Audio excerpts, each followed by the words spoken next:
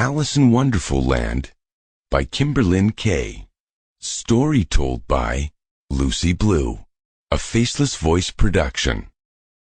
Alice reclined against her favorite tree on campus.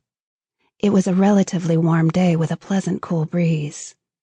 It was enough to remind her that spring break was only a week away.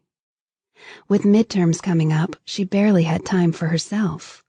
It seemed that studying had become her new social pastime.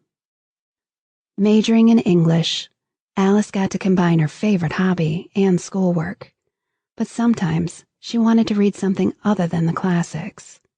Sighing, she began to study the pages of her latest assignment, Alice in Wonderland by Lewis Carroll. With her mind drifting, she idly examined the route she was sitting on. Having sat at the same spot, at the same tree on the same route every day for the last 3 years, she knew every bump on it. Today, though, there was something different. Picking at the new growth, Alice wondered how something like that could appear so quickly. Hell, it wasn't there yesterday.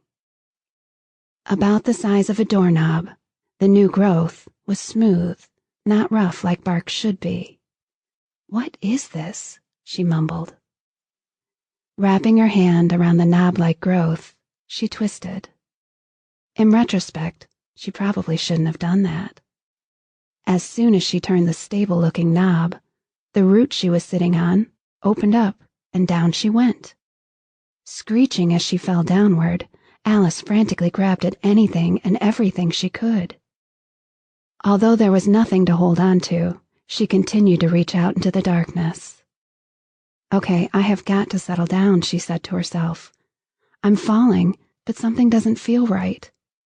Surveying her surroundings, she noted that she was indeed falling, but it was more like floating than falling, really. Her panic lessened somewhat. She looked out into the darkness. Realizing that the darkness wasn't as dark as she thought, she concentrated and was able to make out various things floating with her. Relaxing, she looked around. "What the hell is going on?" she asked herself again.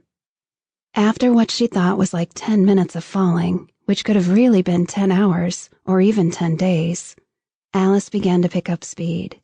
She could feel the wind passing her quicker now. "Uh-oh," she said.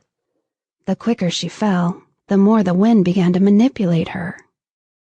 Soon she was falling at a blinding speed, and the wind flipped and turned her like a rag doll.